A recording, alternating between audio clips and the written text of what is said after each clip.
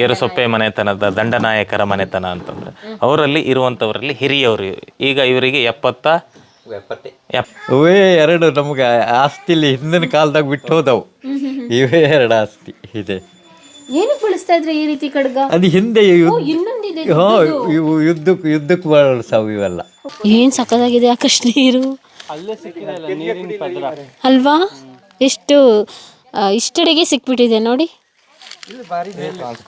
ಈ ಬಾವಿ ನೀರು ನೀವು ಕುಡಿಯೋದು ಇವಾಗ? ಈಗ ಏನೆಲ್ಲ ಮಾಡಿದ್ದೀರಾ? ಅನ್ನ, ಸಾರು, ಪಾಯಸ, ಪಲ್ಯ ಇಷ್ಟು ತರ ಮಾಡಿ ದೇವರಿಗೆಲ್ಲ ಎಡೆ ಇಟ್ಕೊಂಡು. ನಮ್ಮ ಅಜ್ಜಿ ಎಂಥದ್ದು 3 ಅಕ್ಷರ ಬರ್ದೆ ಹೋದದ್ದು ಹೆಬ್ಬೆಟ್ಟು. ಕೇಳ್ಕೊಳ್ಳೋದರಿಗೆಲ್ಲ ದನ ಮಾಡಿದ್ರು ಅವರು. ಯಾರು ಕೇಳಿದ್ರು ಕಂಚು ತಾಮ್ರನೂ ಅಷ್ಟೇ ಕೇಳ್ಕೊಳ್ಳೋದರಿ ದನ ಕೊಟ್ಬಿಟ್ಟಿದ್ದಾರೆ. ಜಮೀನು ಅಷ್ಟೇ ಎಲ್ಲೆಲ್ಲಿ ಇದ್ದನ್ನೆಲ್ಲ ಹೆಬ್ಬಟ್ಟು ಯಾಕಿದಕ್ಕೆ ಅನ್ನೋದು ಆ ಜಮೀನು ಅವ್ರಿಗೆ. ಅದರಲ್ಲಿ ಅಲ್ಲಿ ಮೇಲೆ ಹಿಂಗೆ ಕಟ್ಟಿ ಅದರಲ್ಲಿ ನೌಲು ಇಡ್ತಿದ್ದವು, ನೌಲು ಸಾಕಿದ್ದವು ಅವಾಗ ಸಣ್ಣಕ್ಕಿದ್ದವಾಗ. ಅದ್ರಾಗ ಮೊಟ್ಟೆ ಹಾಕಿಕೊಂಡು ಅದ್ರಾಗ ಕುಂತ್ಕೊಂತಿತ್ತು ಪಲ್ಲಕ್ಕಿ ಮೇಲೆ. ಆದರೆ ಇದ್ದದ್ದು ಹೌದು, ಹಿಂದಿನ ನಮ್ಮ ಮುತ್ತಜ್ಜನ ಅಪ್ಪನ ಕಾಲದಲ್ಲಿ ಆಗ್ತಾ ಇತ್ತದು. ನಮ್ಮ ಮುತ್ತಜ್ಜ ಆಗರೊಳಗೆ ಬ್ರಿಟಿಷ್ ಕಾಲ ಬಂದ್ಬಿಡ್ತು. ಅವಾಗ ಬ್ರಿಟಿಷ್ ಆಡಳಿತ ಆಗ್ಬಿಡ್ತು. ತಿರುಮಲ ಅವು ಬೆಳ್ಳಿ ಬಂಗಾರದ ಜರಿ ಅಲ್ಲ, ಅದಕ್ಕೆ ಸಿಕ್ಕಾಪಟ್ಟೆ ರೇಟ್ ಇತ್ತು. ಈ ಮುದಕ್ಕೆ ಗೊತ್ತಾಗಲ್ಲ, ಇದು ದಾನ ಕೊಟ್ಟೈತೆ ಅಲ್ಲ. ಎಲ್ಲೆಲ್ಲಿ ಹೋದು ಏನಾದು ಅನ್ನೋದು ಯಾರಿಗೂ ಗೊತ್ತಿಲ್ಲ. ಇದು ಉಪ್ಪಾಯಿಗೆ ಮರ ಅಂತಂದು ಹೇಳಿ, ಉಪ್ಪಾಯಿಗೆ ಇಲ್ಲಿದೆಯಲ್ವಾ, ಅದೂ ಸಹ ಅದು ಒಂದು ಕಾಲದಲ್ಲಿ ನಮ್ಮ ಹಳ್ಳಿ ಜನರಿಗೆ ಈಗೇನು ನಾವು ಆಯಿಲ್ ಅಂತ ಹೇಳಿ ಕರಿತೇವೆ, ಶೇಂಗಾ ಎಣ್ಣೆ, ಸೂರ್ಯಕಾಂತಿ ಎಣ್ಣೆ ಅಥವಾ ಕೊಬ್ಬರಿ ಎಣ್ಣೆ, ಇದು ಇಲ್ಲದೇ ಇರುವಂತಹ ಕಾಲದಲ್ಲಿ, ತುಂಬ ಕಡಿಮೆ ಇರುವಂತಹ ಕಾಲದಲ್ಲಿ ನಮ್ಮ ಹಳ್ಳಿ ಜನ, ನಾನು ಸಹ ಸ್ವತಃ ಅದನ್ನು ಬಳಸಿರುವಂಥದ್ದು, ಅದನ್ನೇ ತುಪ್ಪವಾಗಿ ಬಳಸಿರುವಂಥದ್ದು ಇದೆ. ಅಂದರೆ ಅಷ್ಟು ಟೇಸ್ಟ್ ಬರುತ್ತೆ ಅದು. ಅದನ್ನು ಮಳೆಗಾಲದಲ್ಲಿ ಬರುತ್ತೆ, ಅದನ್ನು ಕಲೆಕ್ಟ್ ಮಾಡಬೇಕು. ಬಿದ್ದಿರುವ ಹಣ್ಣನ್ನು ಕಲೆಕ್ಟ್ ಮಾಡಿ ಅದನ್ನು ಬೂದಿ ಹಾಕಿ ಮಿಕ್ಸ್ ಮಾಡಿ ಇಟ್ಟಿರ್ತಾರೆ. ಮನೆ ಯಾವುದು ಸರ್ ಹಾಗಾದ್ರೆ? ಇದೇನೇ ಇದಲ್ಲ, ಇದು ಮುಂದೆ ಅನ್ಸುತ್ತೆ ಸರ್. ಇನ್ನು ಮುಂದೆ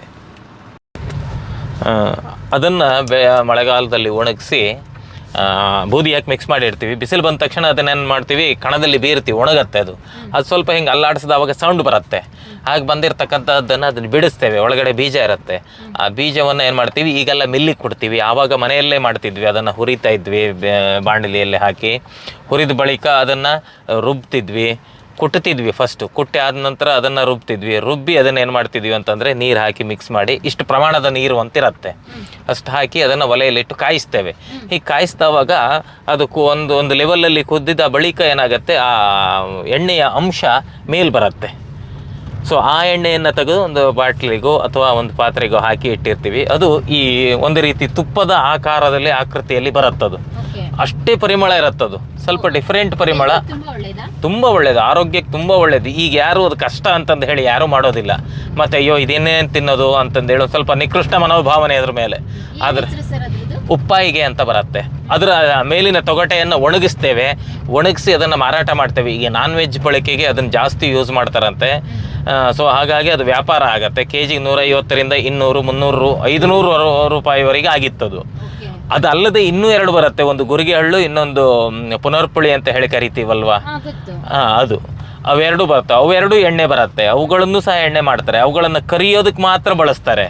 ಆದ್ರೆ ಉಪ್ಪಾಗಿ ಎಣ್ಣೆಯನ್ನು ತಿನ್ನೋದಕ್ಕೆ ಪ್ಲಸ್ ಕರಿಯೋದಕ್ಕೆ ಎರಡಕ್ಕೂ ಬಳಸ್ತಾರೆ. ಅದನ್ನು ನಾವು ದೂರದಿಂದ ಅಥವಾ ಗೊತ್ತಿಲ್ಲದೆ ಇದ್ದವರು ಅದನ್ನು ನೋಡಿದ್ರೆ ಓ ಇದು ತುಪ್ಪನೇ ಇದು ಅನ್ನುವಂಥ ಭಾವನೆ ಬರುತ್ತೆ. ಅಷ್ಟು ಚಂದ ಇರುತ್ತೆ. ಎಷ್ಟು ಇಂಟೀರಿಯರ್ ಕರ್ಕೊಂಡು ಬಂದಿದ್ದೀರಾ ಸರ್? ಇದು ಯಾವ ಊರು? ಇದು ಕೋಡ್ಕಣಿ ಅಂತಂದರೆ ಇದೇನೆ. ಮನೆಗಳೇ ಇಲ್ವಲ್ಲ ಸರ್? ಮನೆಗಳೇ ಇಲ್ಲ. ಇವ್ರದ್ದು ಒಂದೇ ಮನೆಯಾಗಿತ್ತು ಆ ಸಂದರ್ಭದಲ್ಲಿ. ಈ ಏರಿಯಾದ ದಂಡನಾಯಕರವರು, ಸಿದ್ದಾಪುರ ತಾಲೂಕು, ಉತ್ತರ ಕನ್ನಡ ಜಿಲ್ಲೆ. ಮೇಡಮ್, ನಾವೀಗ ಬಂದಿರುವಂಥ ಪ್ಲೇಸ್ ಅಂತಂದರೆ ಇದು ಒಂದು ಕಾಲದಲ್ಲಿ ಗೇರುಸೊಪ್ಪ ಸಾಮ್ರಾಜ್ಯದಲ್ಲಿ ಉತ್ಕೃಷ್ಟವಾಗಿರ್ತಕ್ಕಂಥ ಒಂದು ಪ್ರದೇಶವಾಗಿತ್ತು. ಆಯಕಟ್ಟಿನ ಪ್ರದೇಶ ಅಂತ ಹೇಳಿ ಕರಿತೇವೆ. ಒಂದು ಭಾಗದಲ್ಲಿ ಗೇರುಸೊಪ್ಪ ಅರಸರಿಗೆ ಸಂಬಂಧಪಟ್ಟಿರುವ ಜಾಗ, ಇನ್ನೊಂದು ಭಾಗದಲ್ಲಿ ಕೆಳದಿ ಅರಸರು, ಮತ್ತೊಂದು ಭಾಗದಲ್ಲಿ ಬೀಳಗಿ ಅರಸರು ಸಂಧಿಸುವಂಥ, ಅಂದರೆ ಏನಾದರೂ 3 ಜಾಗ ಪ್ರದೇಶದ ರಾಜರು ಸಂಧಿಸುವಂತಹ ಜಾಗ ಇದಾಗಿತ್ತು. ಈ ಭಾಗದಲ್ಲಿ ಬಸ್ದಿ ಬೈಲು ಅಂತ ಹೇಳಿ ಕರಿತೇವೆ ನಾವು. 1570ರ ದಶಕದಲ್ಲಿ ಹಿಂದೊಮ್ಮೆ ಇಲ್ಲಿ ಹೋರಾಟ ನಡೀತು ಬೀಳಿಗೆ ಅರಸರಿಗೂ ಮತ್ತು ಗೇರುಸೊಪ್ಪ ಅರಸರಿಗೂ. ಸೊ ಆ ಹೋರಾಟದಲ್ಲಿ ಭಾಗಿಯಾಗಿರುವಂತಹ ಮನೆತನ ಹಾಗೂ ಆ ಸಂದರ್ಭದಲ್ಲಿ ದಂಡನಾಯಕರಾಗಿರುವಂತಹ ಮನೆತನದ ಮನೆಗೆ ನಾವು ಇವತ್ತು ಬಂದಿದ್ದೇವೆ.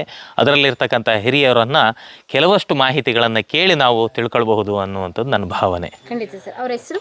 ಅವ್ರ ಹೆಸರು ಈಗ ಇರುವಂಥವರಲ್ಲಿ ಹಿರಿಯವರಾಗಿರ್ತಕ್ಕಂಥವ್ರು ನಿರ್ಮಲ್ ಕುಮಾರ್ ಜೈನ್ ಅಂತಂದು ಹೇಳಿ ಅವ್ರ ಜೊತೆಗೆ ಮಾತಾಡೋಣ. ಇದು ಯಾವ ಏರಿಯಾಕ್ಕೆ ಬರುತ್ತೆ? ಈ ಸ್ಥಳದ ಹೆಸರೇನು? ಊರಿನ ಹೆಸರೇನು? ಈ ಊರಿನ ಹೆಸರು ಕೋಡ್ಕಣಿ ಅನ್ನುವಂಥದ್ದು. ಈಗ ಇದೇನಾಗಿದೆ ಅಂತಂದರೆ ಕಮರ್ಷಿಯಲ್ ಪರ್ಪಸ್ಸು ಮಾವಿನಗುಂಡಿಗೆ ಶಿಫ್ಟ್ ಆಗಿದೆ. ಆದರೆ ಮೂಲತಃವಾಗಿ ರಸ್ತೆಗಳು ಆಗಿರ್ಬೋದು, ಸಂಪರ್ಕ ಆಗಿರ್ಬೋದು, ಸಂಬಂಧ ಆಗಿರ್ಬೋದು, ನೇರವಾಗಿ ಈ ಕೋಡ್ಕಣಿ ಇದೇ ಭಾಗಕ್ಕೆ ಇತ್ತು. ಅದು ಈ ಕಾಲಾಂತರದಲ್ಲಿ ಅದು ಮಾವಿನಗುಂಡಿಗೆ ಶಿಫ್ಟ್ ಆಗಿದೆ. ಅದು ಬನ್ನಿ. ಏನು ಮನೆ ಸರ್? ಎಂತ ತಂಪಿದೆ ನೋಡಿ ವಾತಾವರಣ. ವಾತಾವರಣ ಇಲ್ಲಿ ಸಾಮಾನ್ಯವಾಗಿ ಎಲ್ಲ ಕಾಡಿನ ಪಕ್ಕದಲ್ಲಿಯೇ ಮನೆ ಇದ್ದಿರೋದ್ರಿಂದ ಸೊ ಇದನ್ನ ತಂಪಾಗಿರುವಂಥದ್ದು ನ್ಯಾಚುರಲಿ ಆಗಿರುತ್ತೆ ಮೇಡಮ್. ಇದು ನಮಸ್ತೆ.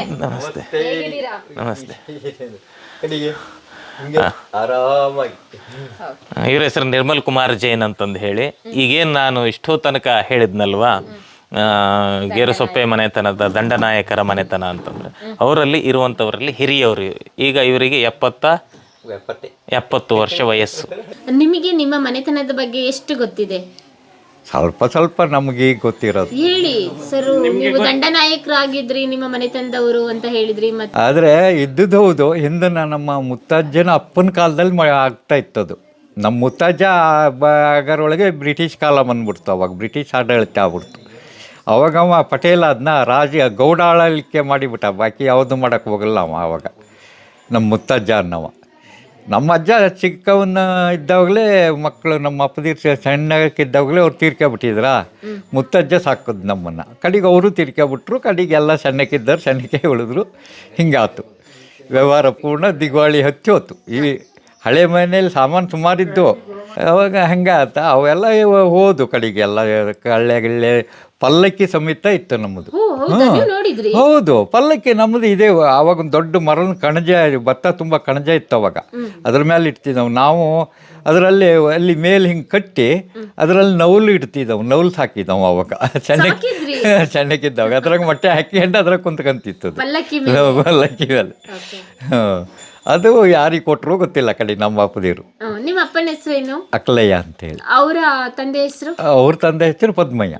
ಅವರು ಅವ್ರಿರಲ್ಲ, ಅವ್ರು ತಗೊಂಡೋಗಿ ಸತ್ತು ಹೋಗ್ಬಿಟ್ಟಿದ್ರು. ನಮ್ಮ ಅಜ್ಜ ಈರಯ್ಯ ಅಂತೇಳಿ ಅವರು ಸಂಸಾರ ನಡೆಸ್ಕೊಂತ ಇದ್ದರು. ಮೂಲತಃ ಅವರು ಬುಡದವರು ಅಲ್ಲಿ. ನಿಮ್ದು ಎಷ್ಟು ಎಕರೆ ಜಮೀನಿತ್ತು ಮುಂಚೆ ನಿಮ್ಮ ತಾತಂದಿರ ಹೇಳೋ ಪ್ರಕಾರ? ಅವ್ರ ಪ್ರಕಾರ ನಮಗೆ ಗೊತ್ತಿರ್ತಾ ಇರೋದು ಅಂದರೆ ಇದೊಂದು 24 ಎಕರೆ ಪ್ಲಾಟು. ಆಚೆಗೊಂದು ಹೊಳೆ, ಆಚೆಗೊಂದು 12 ಎಕರೆ. ಅದು ನಮ್ಮ ಅಪ್ಪದಿರೇ ಮಾರಿದ್ರು. ಇದು ಒಂದಿಷ್ಟು ಹಂಗೆ ಐತಿ. ನಾವ್ ಅನ್ಕೊಂಡಿದ್ದು ದಂಡನಾಯಕರ ಫ್ಯಾಮಿಲಿ ಅಂತ ಹೇಳಿದ್ರೆ ಮನೆ ಸಖತ್ತಾಗಿರುತ್ತೆ. ಹಳೆ ಮನೆ ಹಂಗೆ ಇತ್ತು. ಹಳೆ ಮನೆ ಹಂಗಿತ್ತು, ಎಲ್ಲ ಉದುರೇ ಇತ್ತದು. ಹೌದಾ? ಎಲ್ಲಿ ಹಳೆ ಮನೆ? ಇದೇ ಜಾಗದಾಗೆಯ. ಇದು ಪೂರ್ಣ ಉದುರೇ ಇಲ್ಲಿ ಮನೆ ಮಾಡಿಕೊಂಡು. ತೊಟ್ಟಿ ಮನೆ ಸ್ಟೈಲಲ್ಲಿ ಕಟ್ಟಿದ್ರ? ಅಲ್ಲ, ಇದು ಮಣ್ಣುಗೋಡೆ. ಮಣ್ಣುಗೋಡೆ 3 ಅಂತಸ್ತಿನ ಅಂಕಣದ ಮನೆ.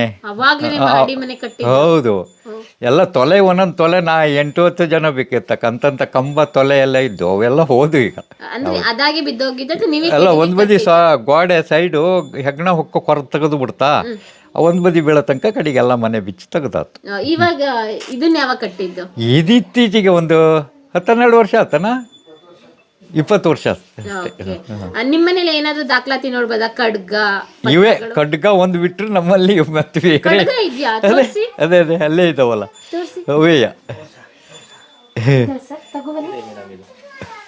ಅವೇ 2 ನಮ್ಗೆ ಆಸ್ತಿಲಿ ಹಿಂದಿನ ಕಾಲದಾಗ ಬಿಟ್ಟು ಹೋದವು. ಇವೇ 2 ಆಸ್ತಿ ಇದೆ. ಏನಕ್ಕೆ ಬಳಸ್ತಾ ಇದ್ರೆ ಈ ರೀತಿ ಖಡ್ಗ? ಅದು ಹಿಂದೆ ಯುದ್ಧಕ್ಕೆ ಬಳಸಾವು ಇವೆಲ್ಲ. ಎಷ್ಟು ವರ್ಷ ಆಗಿರ್ಬೋದು ಅಂದಾಜು? ಎಷ್ಟು ವರ್ಷದಿಂದ ನಿಮ್ಮ ಮನೇಲಿ ಇದೆ ನಿಮ್ಗೆ ಗೊತ್ತಿರಂಗೆ? ಈಗ ನಾವು ಸಣ್ಣರಿದ್ದಲ್ಲೂ ನೋಡ್ತಾ ಇದ್ದೀವಿ. ಆದ್ರೆ ನಮ್ಮ ಮುತ್ತಾತನ ಅಪ್ಪದೇರ ಕಾಲದಲ್ಲಿ ಇದ್ದವು ಇವೆಲ್ಲ. ಈಗಿನ ಕಾಲದವೇ ಅಲ್ಲ ಅವು. ಮುಟ್ಬೋದ ನಾನು? ಮುಟ್ಟಕ್ಕೆ ಏನು ತೊಂದರೆ ಇಲ್ಲ. ಕೇಳಿದೆ. ಇದೆಲ್ಲ ಏನು ಡಿಸೈನ್ ಎಲ್ಲ ಇದೆ? ಹೌದೌದು, ಎಲ್ಲ ಡಿಸೈನ್ ಅಷ್ಟೇ. ಇದಕ್ಕೆ ಇರ್ಬೇಕಲ್ಲ ಅವು ಆವಾಗಿನ ಕಾಲದಾಗೆ. ಏನಕ್ಕೆ ಬಳಸ್ತಾ ಇದ್ರಂತೆ? ಏನ್ ಹೇಳ್ತಾ ಇದ್ರಿ ಖಡ್ಗದ ಬಗ್ಗೆ ಕತೆನಾ? ನಿಮ್ಮ ಕತೆ ಯಾರು ಹೇಳಕ್ಕೆ ಯಾರೂ ಇರಲ್ಲ. ನಮ್ಮ ಹಳಬರು ಯಾರೂ ಇರಲ್ಲ. ಮನೇಲಿ ಇದ್ದಾಗ ನಿಮಗೆ ಅದೇ ಹಳಬರು ಯಾರೂ ಇರಲ್ಲ ಅವಾಗ.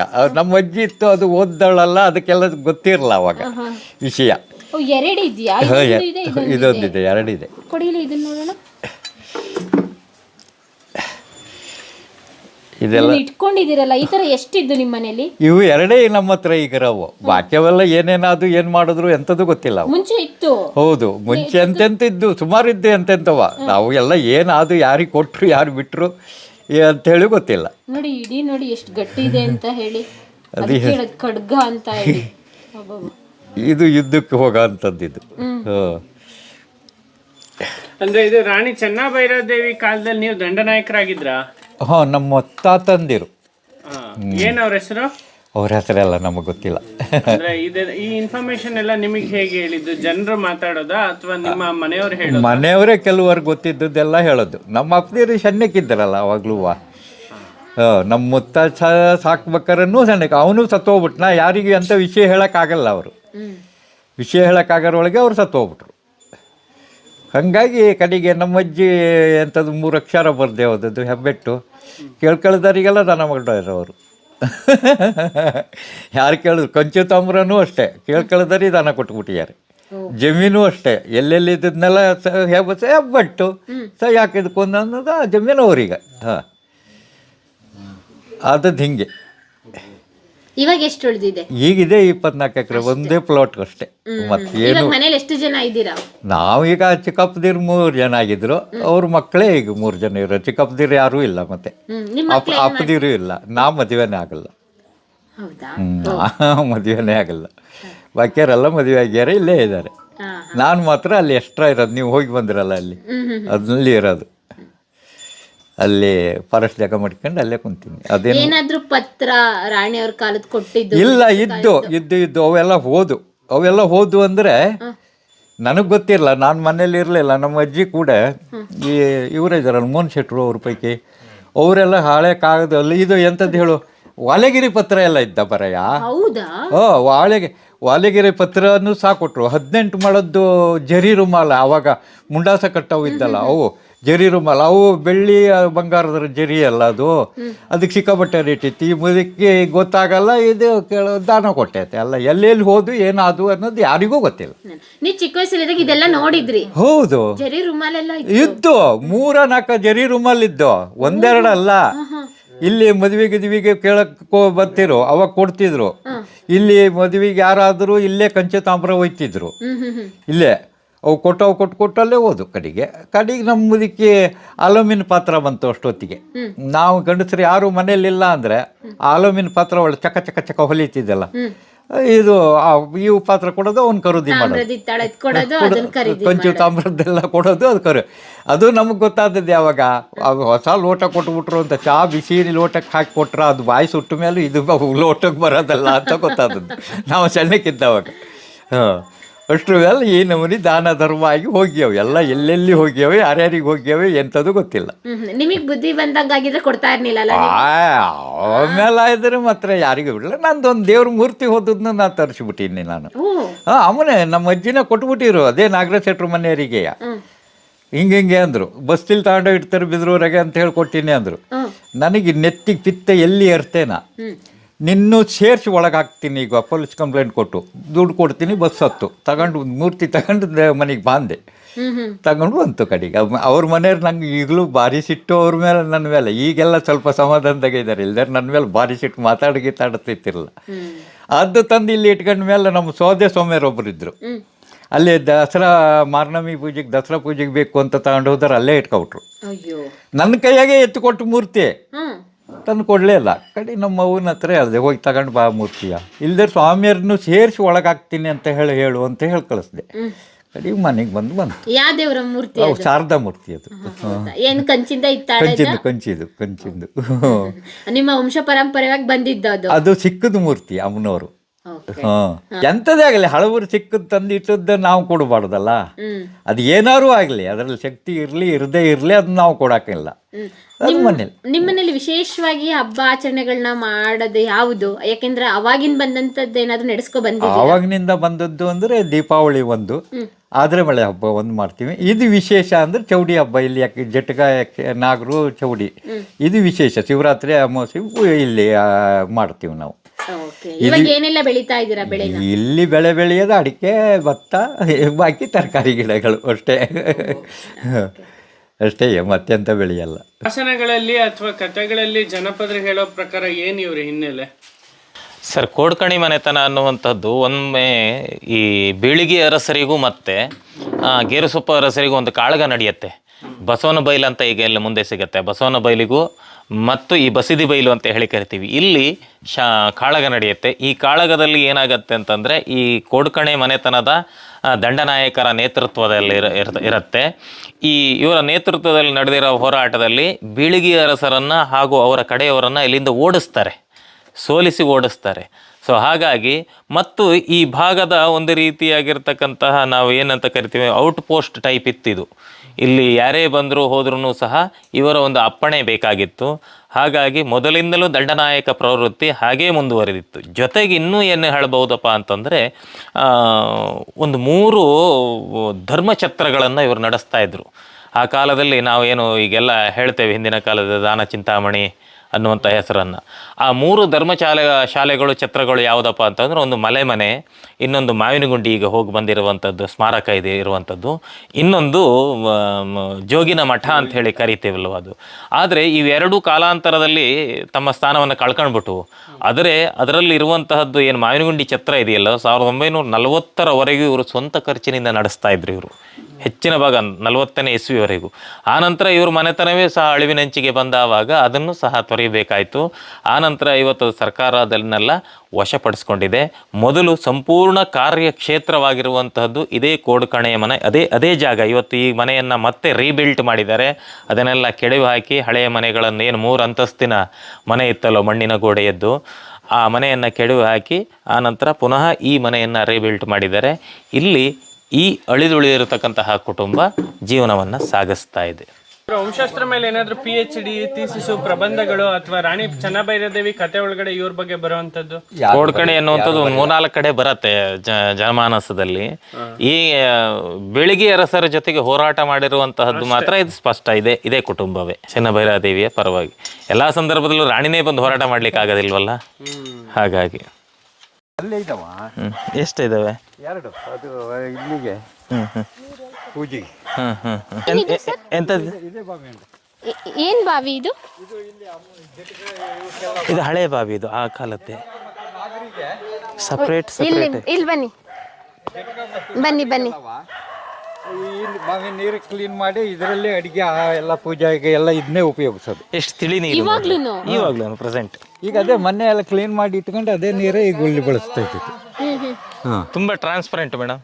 ಅಲ್ಲಿದೆಯಲ್ವ ಅದು ಆ ಕಡೆ ಸಸ್ಯ, ಅದು ಬಜೆ ಅಂತಾರಲ್ವ, ಅದು ಬಜೆ. ಅದು ಅಲ್ಲ, ಇದು ಅಂತರ್ಜಲದ ಮಟ್ಟ ಕಡಿಮೆ ಆಗಲ್ವಾ? ಇಷ್ಟೇ ಇಷ್ಟೇ, ಇನ್ನೊಂದು ಸ್ವಲ್ಪ ಕೆಳಗೆ ಹೋತತ್ತೆ, ಆ ಕಲ್ಲಿನ ಲೆವೆಲ್ಲಿಗೆ ಹೋತತ್ತೆ. ನೀವು ಕುಡಿಯೋದು ಇದೇ ನೀರು ಇವಾಗ? ಅವಾಗ ಕುಡಿಯೋದು. ಈಗ ಇಲ್ಲಿ ಬಾವಿ ಮಾಡಿಕೊಂಡಿವಲ್ಲ ಅದೇ ನೀರೇ ಇಲ್ದೇವ್ರೆ. ಎಷ್ಟು ತಿಳಿ ಇದೆ ಸರ್, ನೋಡಿ ಎಷ್ಟು ಕಾಣಿಸ್ತಾ ಇದೆ. ಒಳಗಡೆ ಎಲ್ಲ ಏನಿದೆ ಅಂತ ಹೇಳಿ ಟ್ರಾನ್ಸ್ಪರೆಂಟ್ ಆಗಿ ಕಾಣಿಸ್ತಾ ಇದೆ. ಇದು ಕ್ಲೀನ್ ಮಾಡಲ್ಲ ಅಂದ್ರೆ ಇಲ್ಲಿ ಅಮ್ಮನವರಿಗೆ ಚೌಡಿಗೆ ನಾಗರಿಗೆ ಆಗೋದಿಲ್ಲ. ಇಲ್ಲೇ ಅದು ಕ್ಲೀನ್ ಮಾಡಿ ಇಡ್ಲೇಬೇಕು ಅದನ್ನ. ಅದು ಯಾವಾಗಲೂ ಕಾಯಂ ಅದಕ್ಕೆ. ಬಾವಿಲೂ ನೀರಿದೆ. ಯಾವುದು ಬಾವಿ? ಅದೇ ಬಾವಿ ಇದೇನಾ? ವಾವ್, ಏನ್ ಸಕ್ಕತ್ತಾಗಿದೆ ಆಕಾಶ್ ನೀರು ಅಲ್ವಾ? ಎಷ್ಟು ಇಷ್ಟಡೆಗೆ ಸಿಕ್ಬಿಟ್ಟಿದೆ ನೋಡಿ. ಈ ಬಾವಿ ನೀರು ನೀವು ಕುಡಿಯೋದು ಇವಾಗ? ಈಗ ಮುಂಚೆ ಅದೇ ಕುಡಿತಿದ್ದವು ನಾವು. ಇದ್ದದ್ದೇ ಇವಾಗ ಜ್ಯೂಸ್ ಕುಡಿದಿದ್ದು. ಏನ್ ಟೇಸ್ಟ್ ಇತ್ತು ಸರ್? Mineral water. ಯಾವಾಗ್ಲೂ ಅಷ್ಟೇ ಕೋಲ್ಡ್ ಇರುತ್ತೆ ಮೇಡಮ್, ಯಾವಾಗ್ಲೂ ಅಷ್ಟೇ ಕೋಲ್ಡ್ ಇರುತ್ತೆ. ಮತ್ ನೀರು ಕಮ್ಮಿ ಆಗಲ್ಲ ಅಜ್ಜಾರೆ? ಇದು ಕಲ್ಲಲ್ಲಿ ಬರುತ್ತಲ್ಲ ನೀರು, ಹಂಗ ಫುಲ್ ಒಂಥರ ಕ್ಲೀನ್ ಆಗಿರುತ್ತೆ, ಕೋಲ್ಡ್ ಇರುತ್ತೆ. ಮನೆಯವರೆಲ್ಲ ಇದ್ದಾರೆ. ವಿಶೇಷ ಇವತ್ತು ಇವತ್ತು ಚೌಡಿ ಹಬ್ಬ ಅಂತ ಹೇಳಿ ಇಲ್ಲಿ ವರ್ಷ ಯಾವಾಗಲೂ ಹಿಂದಿನಿಂದಲೂ ಮಾಡ್ಕೆ ಬಂದದ್ದು ಇಲ್ಲಿ. ಹಂಗಾಗಿ ಅದು ಶಿವರಾತ್ರಿ ಅಮಾವಾಸ್ಯೆಗೆ ಮಾಡೋದೇ. ಏನ್ ಮಾಡ್ತೀರಿ ಆ ಚೌಡಿ ಹಬ್ಬದಲ್ಲಿ ನೀವು? ಇಲ್ಲಿ ಅಡಿಗೆ ಎಲ್ಲ ಇಲ್ಲೇ, ಹಣ್ಣು ಕಾಯಿ ಪೂಜೆ, ಅಡಿಗೆ ಎಲ್ಲ ಇಲ್ಲೇ ಮಾಡಿ, ಆಹಾರ ಇಲ್ಲೇ ಮಾಡೋದೇ, ಊಟ ಗೀಟ ಎಲ್ಲ ಇಲ್ಲೇ ಮಾಡೋದೇ. ಹಂಗಾರೆ ವಿಶೇಷವಾಗಿ ಹಬ್ಬದ ಊಟ ಇವತ್ತು? ಹಬ್ಬದ ಊಟ. ಆ ಕಡೆ ಅದಕ್ಕೂ ವನಭೋಜನ ಅಂತಾರೆ, ಕೆಲವು ಕಡೆ ಹೊಳೆ ಹಬ್ಬ ಅಂತಾರೆ, ಈ ತರ ಹೇಳ್ತಾರೆ. ನಮ್ಗೆ ಇಲ್ಲಿ ಚೌಡಿ ಹಬ್ಬ ಅದಷ್ಟೇ. ಓಹೋ, ಹೊರಗಡೆನೆ ಒಲೆ ಹಾಕಿ ಮಾಡೋದಾ? ಎಲ್ಲ ಹೊರಗಡೆ, ಮನೇಲಿ ಏನು ಮಾಡಿಕೊಂಡು ಇಲ್ಲಿ ಬರೋ ಹಂಗಿಲ್ಲ. ಓಕೆ. ಏನೆಲ್ಲ ಮಾಡ್ತಾ ಇದಾರೆ ಇವತ್ತು? ಏನೆಲ್ಲ ಮಾಡಿದ್ದೀರಾ? ಅನ್ನ, ಸಾರು, ಪಾಯಸ, ಪಲ್ಯ ಇಷ್ಟು ತರ ಮಾಡಿ ದೇವರಿಗೆಲ್ಲ ಎಡೆ ಇಟ್ಕೊಂಡು ಆಮೇಲೆಲ್ಲ ಉಳಿದವರು ನಿಮ್ಮಂತಾರೆಲ್ಲ ಊಟ ಮಾಡೋದು. ಓ ಹಾಗೆ, ಭರ್ಜರಿ ಭೋಜನ ಹಬ್ಬದ್ದು. ಇದು ಮಲೆನಾಡು ಸಂಪ್ರದಾಯನಾ? ಹೌದು. ಓಕೆ. ನಿಮ್ಮ ಹೆಸರು? ನಾಗರತ್ನ. ನೀವು ಇಲ್ಲಿ ಫ್ಯಾಮಿಲಿಲಿ ಏನಾಗಬೇಕು? ನಿರ್ಮಲ್ ಭವನ ನಾದ್ನೇನೆ ಅವ್ರ ತಮ್ಮನ ಹೆಂಡತಿ. ಹೌದಾ? ಓಕೆ, ನೋಡೋಣ ಏನೆಲ್ಲ ಬೈತಾ ಇದೆ ಅಂತ ಹೇಳಿ. ಅದು ಪಾಯಸ ಅನ್ಕೊಡ್ತೀನಿ. ಆ ಕಡೆ ಇಟ್ಟಿರೋದು ಪಲ್ಯ ಎಲ್ಲ ರೆಡಿ ಆಗಿದೆಯಾ? ಇಲ್ಲಿ ವನಭೋಜನ ಅಂತಂದು ವರ್ಷದಲ್ಲಿ ಒಂದು ಸಾರಿ ಈಗ ವನದೇವತೆಗಳಿಗೆ ಆಹಾರವನ್ನ ಇಟ್ಟು ಒಂದು ಆರಾಧನೆಯನ್ನು ಮಾಡುವಂಥ ಪದ್ಧತಿ ಅದು. ಅದು ಸಾಮಾನ್ಯವಾಗಿ ಮಲೆನಾಡಿನ, ಅದರಲ್ಲೂ ಬೆಟ್ಟ ಪ್ರದೇಶದ ಎಲ್ಲ ಜನಾಂಗದಲ್ಲಿಯೂ ಆ ಜಾತಿ ಅನ್ನುವಂಥದ್ದಲ್ಲ, ಜೈನರಲ್ಲೂ ಇದೆ, ಇತರೆ ಜನಾಂಗದವರಲ್ಲೂ ಸಹ ಇದೆ. ಅದಕ್ಕೆ ಅದೊಂದು ವಿಶೇಷ, ವನಭೋಜನವನ್ನು ಮಾಡುವಂಥದ್ದು ಒಂದು ಪದ್ಧತಿ ಅದು. ಈ ಹೂ ಇದೆಯಲ್ವಾ, ಇದನ್ನ ಇಲ್ಲಿ ಸ್ಥಳೀಯವಾಗಿ ಯಾಸಕ್ಕಿ ಅಥವಾ ಆಶಕ್ಕಿ ಹೂವು ಅಂತ ಹೇಳಿ ಕರೀತಾರೆ. ಇದು ಎಲ್ಲ ಪ್ರದೇಶದಲ್ಲೂ ಬೆಳೆಯೋದಿಲ್ಲ. ನೀವು ತಡೋಗಿ ನಟ್ರೆ ಎಲ್ಲ ಕಡೆಗೂ ಇದು ಬದುಕೋದಿಲ್ಲ. ಇದು ಎಂಥ ಪ್ಲೇಸಲ್ಲಿ ಬದುಕತ್ತೆ ಅಂತಂದ್ರೆ, ಸಾಮಾನ್ಯವಾಗಿ ಈ ಏನು ನಾವು ಶಕ್ತಿ ಇರುವಂತಹ ದೈವ ಶಕ್ತಿಗಳಿರುವಂತಲ್ಲಿ ಇದು ತಾನಾಗಿಯೇ ಬೆಳೆದ್ಬಿಡತ್ತೆ, ನೀವು ನಡೆಯೋದೇ ಬೇಡ. ಅದು ಈ ಮಲೆನಾಡಿನಲ್ಲಿ ಮಾತ್ರ ಈ ರೀತಿ ಹೂಗಳನ್ನು ನೀವು ನೋಡ್ಲಿಕ್ಕೆ ಸಾಧ್ಯ, ಬೇರೆ ಕಡೆ ಇರಲ್ಲ. ಅಶೋಕ ಅಂತೇಳಿ ಹೆಸರು ಇದಕ್ಕೆ, ಅಶೋಕ ಅಂತಾರೆ. ಅಲ್ಲಿ ಹೂ ಕಟ್ತಾ ಇದ್ರಲ್ಲ? ಇದೇನೆ. ಇದೆ, ಇದಕ್ಕೆ ಅಶೋಕ ಅಂತೇಳಿ ಹೆಸರು ಇದೆ. ನಾವು ಹಳ್ಳಿ ಕಡೆಯ ಆಸಕ್ಕಿ ಅಂತೀವಿ ಅಷ್ಟೇ.